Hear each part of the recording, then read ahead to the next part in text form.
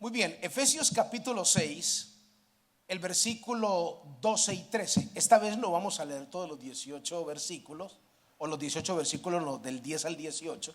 No los vamos a leer todos para ahorrar unos cuantos minutos nomás, o unos segundos, que nos bendicen mucho. Efesios capítulo 6, versículo 12 y 13. Vamos a leer solo dos versículos. Muy importante que usted busque en la Biblia para que ya ustedes me conocen, soy un pastor que me gusta comprobarle bíblicamente lo que enseño. Efesios 6:12 dice: porque no tenemos lucha contra sangre y carne, sino contra principados, contra potestades, contra gobernadores de las tinieblas de este siglo, contra huestes espirituales de maldad en las regiones celestes.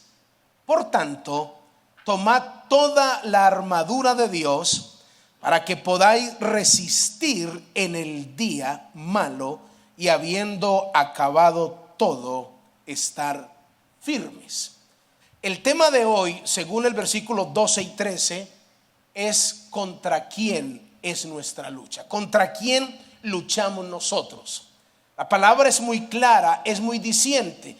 Comienza diciendo el versículo 12: porque nuestra lucha no es, entiendan este principio, nuestra lucha no es contra carne y sangre. ¿Qué significa esto? Se lo explico de esta manera.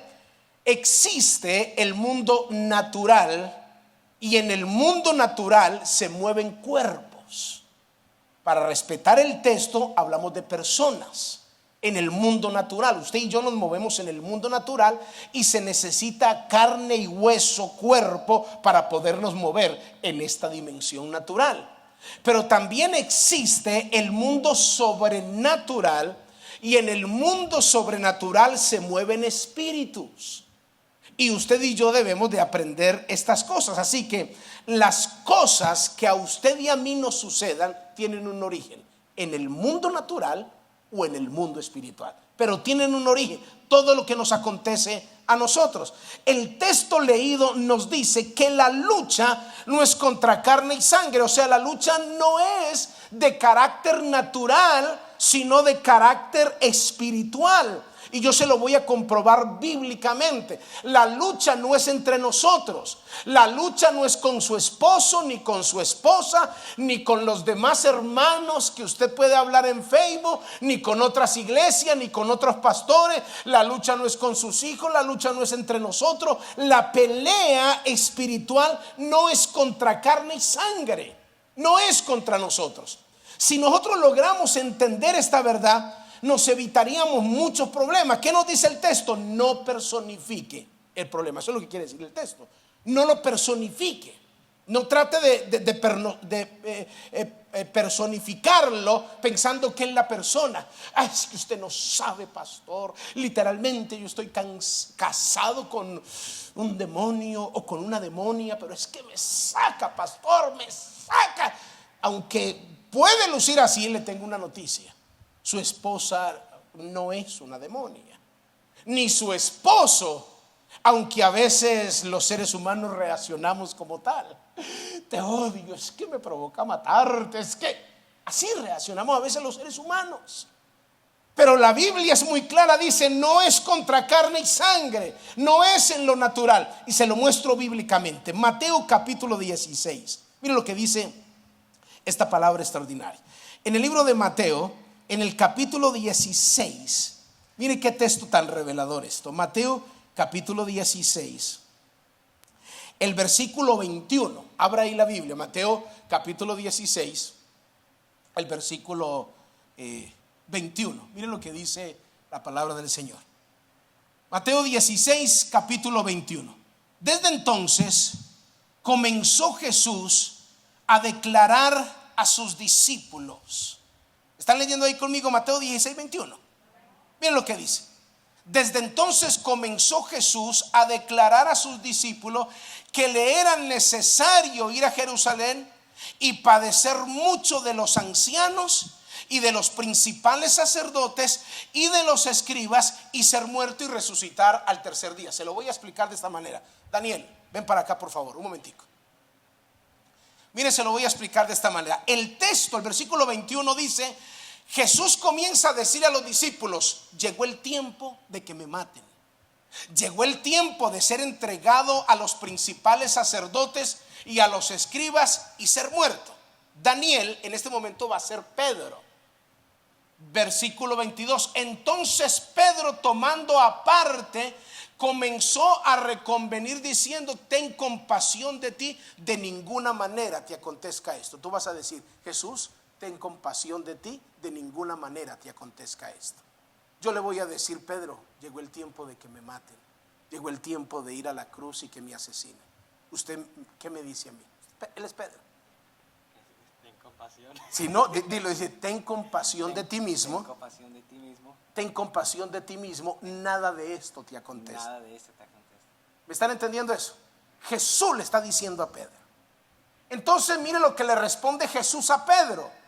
Dice el texto: nada de esto te acontece. Entonces, pero él volviéndose dijo a Pedro: quítate delante de mí, Satanás, porque no pones la mirada en las cosas de Dios. ¿Qué dice el texto? Sino en la de los hombres. Pregunto: ¿Pedro era Satanás? Pero lo que salió por la boca de Pedro, ¿sí era de Satanás? ¿Están entendiendo? La lucha no es con Pedro, la lucha no es con él, aunque por su boca él es un discípulo de Jesús, y Jesús le está diciendo: apártate de mí, Satanás, porque tú no pones la mirada en las cosas de Dios, sino en la de la tierra. Pedro no es Satanás, pero lo que sale por la boca de Pedro sí es satánico. Gracias, papi. ¿Qué quiere decir eso? Que cuando nosotros estamos en lo natural, a veces han salido cosas de la boca de su esposa o de su esposo que el mismo infierno coloca, ¿o no? Entonces usted comienza a pelear con su esposa, a pelear con su esposo, desagradecida. Es que con razón me dijo mi mamá, o con razón me dijo, es que todas son como los japoneses, igualitas. Así. Entonces comenzamos a luchar, a pelear, y a veces hay cosas que nos pegan duro. Y yo no sé, doy el ejemplo de la mujer, será porque tengo ya 34 años con la misma mujer y sé cómo habla. Y sabemos cómo hablamos nosotros también. Yo muchas veces iría a mi esposa. Pero si usted no sabe que lo que sale muchas veces de la boca, aún hasta de hermanos, de hermanas, de gente, entonces usted se la va a pelear, se la va a pasar peleando, no con las huestes espirituales de maldad que influencian la vida de esa persona. Y comienza usted a batallar naturalmente. O los que tenemos hijos adultos. Cuando ya nuestros hijos, ya tengo 4 hijos grandes, barbados, así grandes, mire, si no voy a ser hombre grande, fuerte. Tenemos hijos grandes, y cuando a ellos, y cuando a los hijos les van saliendo barbita, él les va cambiando la voz, ellos comienzan a hablar como un poquito durito. Yo no sé, a mí me ha pasado eso, no sé. La mamá les habla o le dice algo, y entonces los hijos quieren, mamá, pero entonces viene el papá y tiene que decirle: hey, usted no sabe quién es la que le está hablando, es su mamá. No, es que es su mamá. O sea, si yo no, y hay cosas, afortunadamente tengo el privilegio, yo nunca he escuchado de mis hijos pues que nos traten mal, porque los batazos serían increíbles.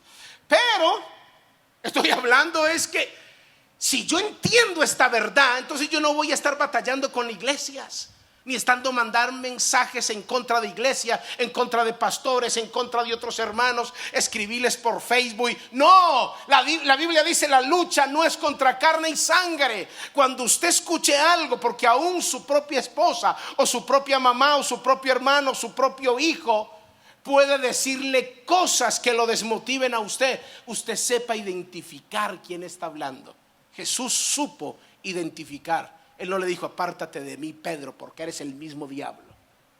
No, él dice, Satanás trabaja así, influenciando la vida de las personas para que salga por la boca de ellos cosas que no glorifican. Si Jesús hubiera dicho, sí, está bien, Pedro, voy a pensarlo, usted y yo no seríamos salvos. Estuviéramos muertos todavía en nuestros delitos y pecados. Pero Jesús viene a la tierra y sabe que la lucha no es contra carne y sangre. Entonces nada va a detener el plan que Dios ha establecido. ¿Qué nos enseña esto a través de la palabra?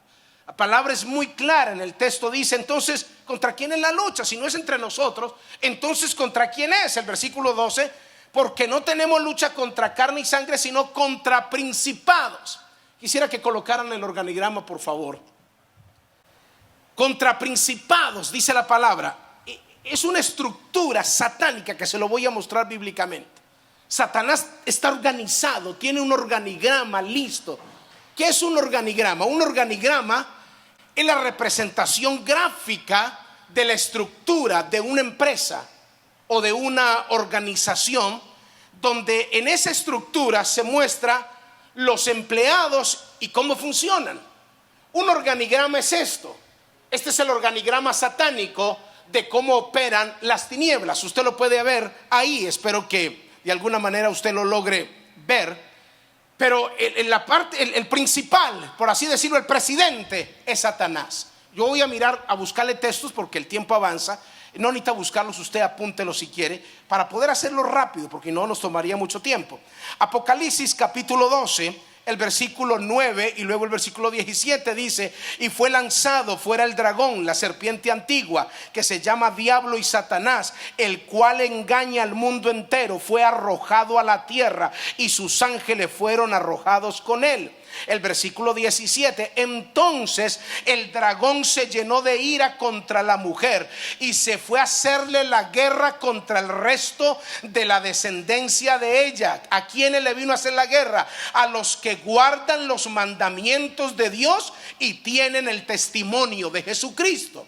El texto es claro en Apocalipsis, dice la Biblia que fue lanzado a la tierra Satanás y sus ángeles caídos, los demonios que no obedecieron, fueron lanzados a la tierra y él vino a hacerle la guerra a la iglesia. Dice, ¿a quiénes le hace la guerra? A todos los que guardan los mandamientos de Dios y tienen el testimonio de Jesucristo. Satanás no le va a hacer la guerra al que ya está en la cantina. Satanás no le va a hacer la guerra al que está en la droga o en la prostitución o en promiscuidad o en pornografía, ya lo tiene. Él le va a hacer la guerra a aquellos cristianos que van a la iglesia, que dicen que son cristianos y que van a ir a adorar y bendecir al Señor. Yo me he apartado para Dios. Él va a venir a hacerle la guerra a aquellos que deciden cambiar su vida y vivir para Dios. Él va a venir contra ellos de una o de otra manera. Va a hacerle la guerra. A veces nos ganamos enemigos gratuitos. La gente nos dice loco, la gente nos dice fanático, la gente nos dice a ustedes le lavaron el cerebro, la gente nos dice miles de cosas. Aquí en este país tenemos libertad de culto, pero en Irak y allí en los pueblos orientales queman las iglesias, matan los pastores, matan gente que aborrece a los cristianos, los queman vivos. Es impresionante el ir a esos otros países. ¿Por qué la gente a veces no quiere ir a ser misionero en algunos otros lugares? Porque la gente no le gusta a los cristianos. Piensa que traicionamos la religión o traicionamos la tradición. De hecho, hay mucha gente que se enoja con sus familiares. Desde que usted se metió al evangelio, yo ya usted lo perdí. Yo ya no puedo contar con usted. Se mantiene allá en la iglesia toda hora cantando y que aleluyita. Entonces yo ya no puedo contar con usted. Usted ya salió de mi familia. Usted traicionó el apellido. Usted nos comenzó, ¿sabe? Mi papá. Yo quise mucho a mi padre porque nos criamos con él. Mi mamá estaba aquí en los Estados Unidos. Desde niños estábamos con él. Fue un buen padre en cuanto a lo financiero en muchos aspectos, muy bebedor.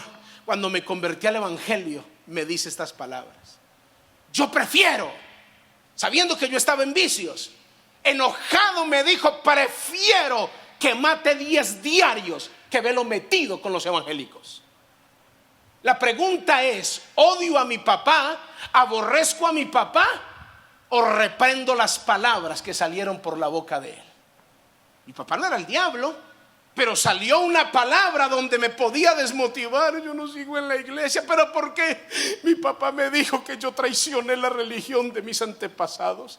Mi papá me dijo que, mire el ejemplo que da, mire cómo habla el diablo: prefiero que mates 10 diarios que vete metido con los evangélicos. Pasado el tiempo, pasearon los años, yo les conté cómo fue la tragedia de mi papá. Pero en el hospital, a punto de morir, allá estaba convirtiéndose en otro loco evangélico como yo. Jesús, abro mi corazón, te invito a entrar en mi vida, perdona. Le dije: papito, prepárate, que tú y yo sabemos dónde queda el manicomio. De esta locura, de este cambio. La gente que está en el mundo bebiendo, los jóvenes que se están perdiendo a través de los ofrecimientos que le da el mundo, ellos llaman school, esta es la vida, open mind, sea libre, y el enemigo los está esclavizando. Pero a los que estamos sirviendo a Dios, metidos en la iglesia, orando, clamando, estudiando los principios y los valores del reino, nos dicen: están locos. Y ellos que están en el mundo, haciendo la vida del mundo, entonces son los cuerdos. No, yo quiero seguir. Yo llevo 36 años de loco. Yo quiero seguir con esta locura. Yo quiero seguir con esta locura. Y también cuando tuve a mis hijos, le dije: ustedes van a ser 4 loquitos más. Entonces tengo un loquito tocando batería, tengo otro loco tocando piano, tengo otro loco tocando el bajo, y tengo una loquita aquí que canta. Oh, yo quiero seguir siendo loco, y estoy orando por los loquitos que vienen, por los nietos. Ayúdenme a orar por esos otros loquitos. Yo quiero de esos locos, porque el evangelio es tan poderoso, hermanos. Pero Satanás trabaja. El texto dice: viene a hacerle la guerra. Ahora, ¿cómo está organizado? Está organizado, vuelva, colóqueme por favor, alguien esté pendiente ahí. Mire lo que dice. Satanás, según el texto, la lucha no es contra carne y sangre, sino contra ¿qué? Principados, usted lo puede ver ahí, potestades, gobernadores de las tinieblas y huestes espirituales de maldad. Los principados, yo le voy a explicar este organigrama rápidamente. Los principados, la palabra lo dice. Satanás no está desorganizado, él está organizado, tiene una estructura. Y yo se la muestro bíblicamente. Le voy a leer un texto. Que cuando Jesús vino a la tierra y estaba echando los demonios, miren lo que le dijeron. Lucas capítulo 11. No busque usted o si quiere hacerlo a la velocidad que yo lo hago, hágalo, pero no quiero que se me distraiga. Lucas capítulo 11, versículo 18. Miren lo que dice. Voy a leer desde el 14. Estaba Jesús echando fuera un demonio que era mudo. Estoy leyendo Lucas 18, 14. Estaba Jesús echando fuera un demonio que era mudo. Y aconteció que salido el demonio habló, y la gente se maravilló. Pero algunos de ellos decían: por Belcebú, príncipe de los demonios, echa fuera a los demonios. Otros, para tentarle, le pedían señal del cielo. Mas él, conociendo el pensamiento de ellos, les dijo: todo reino dividido contra sí mismo es asolado. Eso quiere decir destruido, arruinado, arrasado. Y una casa dividida contra sí misma cae. Jesús está diciendo aquí: Satanás no está dividido, él está organizado, él tiene una estructura, porque si no fuese así, su reino caería. Versículo 18. Y también Satanás, miren lo que dice: y si también Satanás está dividido contra sí mismo, ¿cómo permanecerá su reino? En otras palabras, el Señor está diciendo: él no está dividido, él está organizado. Efesios 6:12, la lucha no es contra carne y sangre, sino contra principados, contra potestades, contra gobernador de las tinieblas de este siglo y huestes espirituales de maldad. Como Satanás no es omnipresente, él no puede estar en todas partes, pero su influencia sí. Su influencia sí puede estar en todo lugar. Entonces él trabaja con potestades, como dice la palabra, y le voy a mostrar. El primero son los principados. Le explico qué son los principados. Los principados son netamente los espíritus territoriales que atacan geográficamente ciertos territorios, que los controlan. Son espíritus llamados príncipes de las tinieblas. Usted sabe cuando, mire qué fácil, lo que pasa es que nosotros lo naturalizamos todo. Cada territorio es conocido.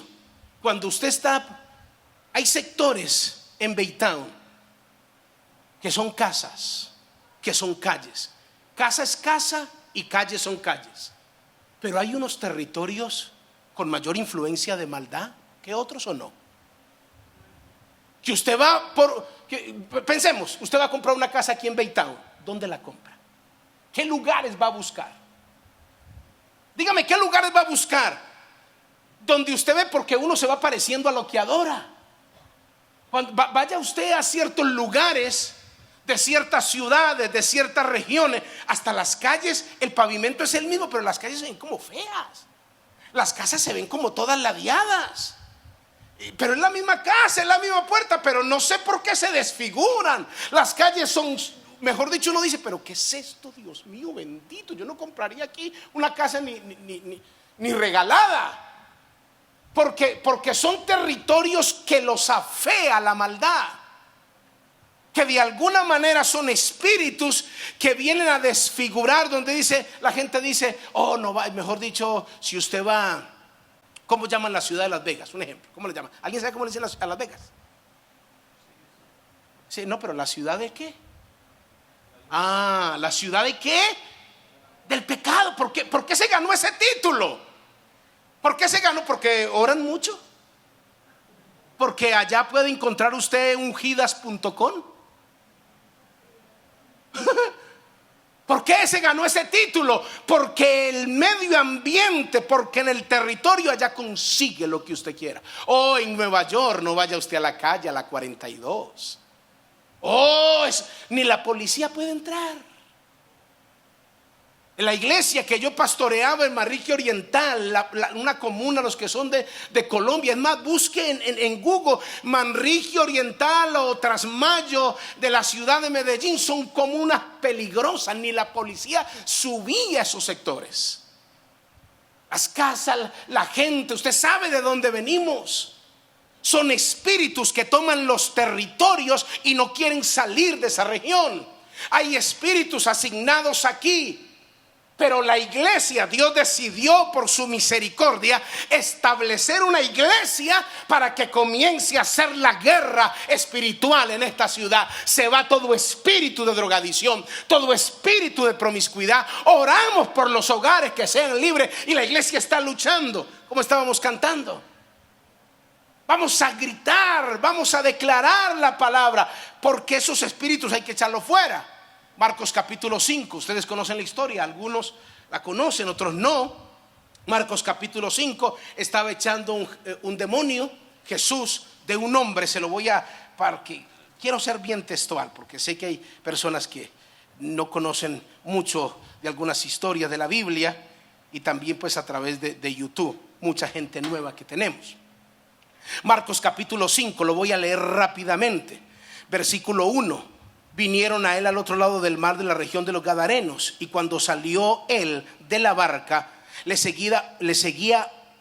Enseguida vino uno a su encuentro de los sepulcros, un hombre con un espíritu inmundo que tenía su morada en los sepulcros, y nadie le podía atar ni con cadenas, porque por muchas veces había sido atado con grillos y cadenas, mas las cadenas habían sido hechas pedazos por él, y desmenuzado los grillos, nadie le podía dominar. Y siempre de día y de noche dando voces en los montes, en los sepulcros, e hiriéndose con piedras. Cuando vio pues a Jesús de lejos, cuando el demonio vio a Jesús, se arrodilló ante él.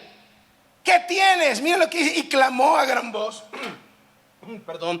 Y clamó a gran voz y dijo: ¿qué tienes conmigo, Jesús, Hijo del Dios Altísimo? Te conjuro por Dios que no me atormentes. Verso 8, porque le decía: sal de este hombre, espíritu inmundo. Ahí estaba Jesús.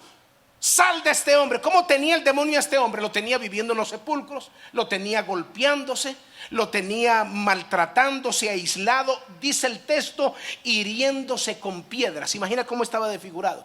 Se maltrataba a sí mismo. Y Jesús le dijo: sal fuera de este hombre, espíritu inmundo. Y Jesús le pregunta al demonio y le dice: ¿cómo te llamas? Verso 8 estoy leyendo. Y le preguntó: ¿cómo te llamas? Y le respondió el demonio diciendo: Legión me llamo, porque somos muchos. En la antigua Roma una legión de soldados de infantería. Recuerde que la Biblia está siendo escrita en el contexto oriental.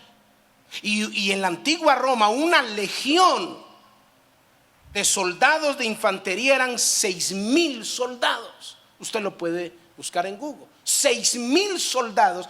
Y cuando Jesús le pregunta al demonio, ¿cómo te llamas? Y él dijo, legión me llamo. Como si hubiera dicho, somos 6,000. Me llamo porque somos muchos, dice el texto. Y le rogaba, mira el demonio orando aquí.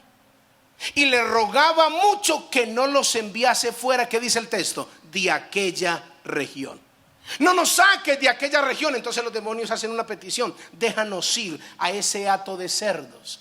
Y Jesús les dio permiso para que entraran en los cuerpos de los cerdos. Y los demonios entraron en los cerdos. Y miren lo que dice el texto.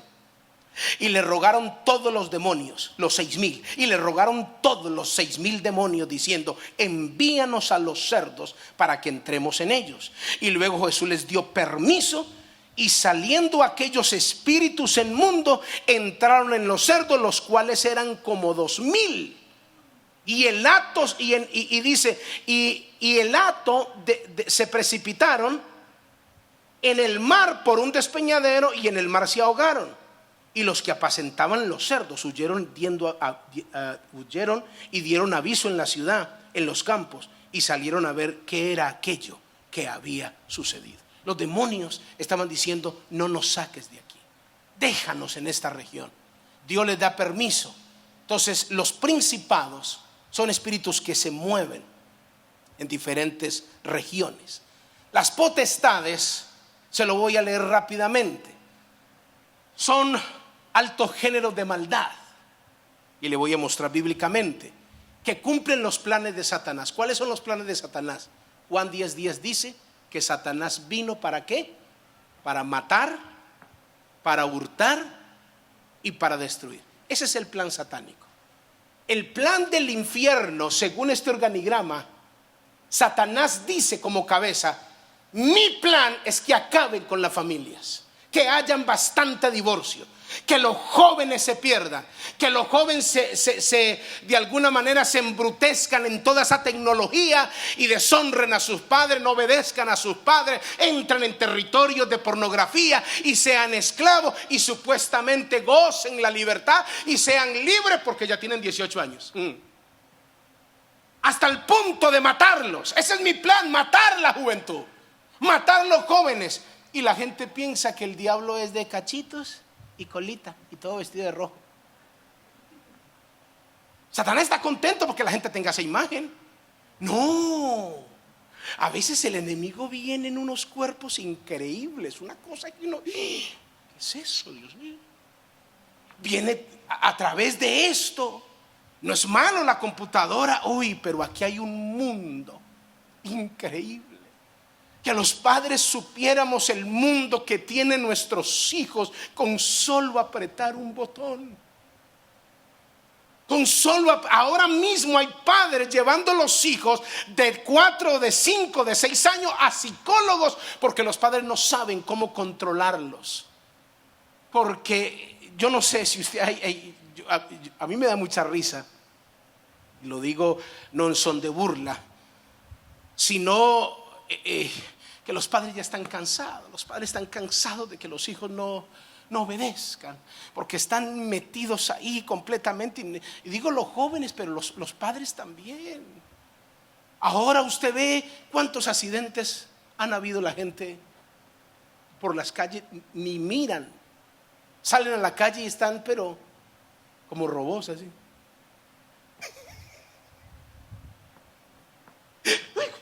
Aparece un carro pitándole ahí encima. Porque el plan satánico es matar, hurtar y destruir de alguna manera. Entonces el texto dice que las potestades trabajan constantemente, persistentemente en una sociedad para incrementar o propagar ciertos males y ciertos pecados hasta el punto de convertirlos en costumbres. Llámese adulterio o alcoholismo. ¿Por qué cree usted que la gente dice, pero qué es malo si aquí en California todo el mundo lo hace? Y que es malo si aquí en Baytown todo el mundo lo hace. Y que malo es si todo el mundo lo hace. Lo que pasa es que ustedes están muy viejitos. Todos los viejitos, aquellos que se les está cayendo el pelo, se vuelven muy puritanos. Pero llega el americano, open mind, open mind. Eso de tener 4 o 5 mujeres es ok. Eso de tener tríos de 3 y 4 es ok. Open your mind. A ti, open your mind. La Biblia dice que el plan es para matar, hurtar y destruir. ¿Sabía usted que hay espíritus unos más malos que otros? Si de hecho el espíritu es malo, se imagina un espíritu más malo que otro. ¿Cómo era? Mira lo que dice Mateo capítulo 12, perdón. Se lo muestro bíblicamente. Mateo capítulo 12, el versículo 43. Mateo 12, 43. Cuando el espíritu inmundo sale del hombre, cuando hay esa liberación que Dios nos hace cuando recibimos a Cristo. Mateo 12, 43. Cuando el espíritu inmundo sale del hombre, anda por lugares secos buscando reposo y no lo halla. Entonces dice: volveré a mi casa de donde salí. Y cuando llega, la halla desocupada, barrida y adornada. Entonces va y toma consigo otros 7 espíritus peores que él, y entrados moran allí. Y el postrer estrado de aquel hombre viene a ser peor que el primero. Así también acontecerá a esta mala generación. Cuando Dios hace una liberación y la persona queda libre y no llena su casa de las cosas de Dios, no adorna su casa con el espíritu, se aleja de las cosas de Dios, de la palabra, no se alimenta, entonces Satanás dice: escuchen, este se salió de la iglesia, no quiere ir a la vida cristiana, entonces necesitamos que entren o que lo manipulen 7 espíritus peores para que sea más difícil que vuelva al evangelio. Y hay gente, cristianos, que han vuelto atrás y han hecho cosas más malas ni que habían hecho cuando estaban netamente en el mundo, porque son 7 espíritus peores. ¿Sabe? Un espíritu más malo que otro. O sea, la influencia es mayor.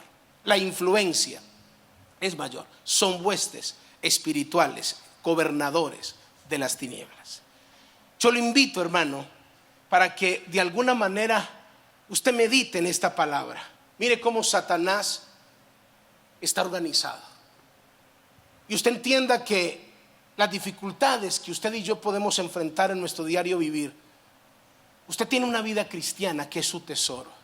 No se la deje arrebatar de nadie. Ya sabe que Satanás, su plan va a ser destruirlo. Y se toca influenciar a quien duerme a su lado, lo va a hacer. Sepa identificar contra quién es la pelea. Entonces comencemos a orar, comencemos a ayunar y comencemos a declarar contra quién es nuestra lucha. Y vamos a crecer más rápido, no solo a nivel de número en congregación, sino espiritualmente. Usted va a crecer más espiritualmente. Nadie lo va a poder mover con facilidad. Yo le invito para que el próximo domingo continuemos con esta segunda parte. Estoy seguro que bendecirá mucho su vida si usted entendió la revelación de la palabra. Yo le compruebo bíblicamente para que usted sea efectivo en su oración, para que usted sea efectivo en lo que hace. Yo le invito a que se coloque de pie, por favor. Colóquese de pie. Vamos a orar, vamos a darle gracias a Dios. Dele gracias a Dios por esta palabra. Dígale: Señor, gracias por ser tan claro. Gracias por quitarme esas vendas. Gracias por abrirme mis ojos y aprender a valorar la vida, aprender a valorar estos principios. ¿Quién no va a querer vivir bien? ¿Quién no va a querer vivir conforme a tu palabra? Sabiendo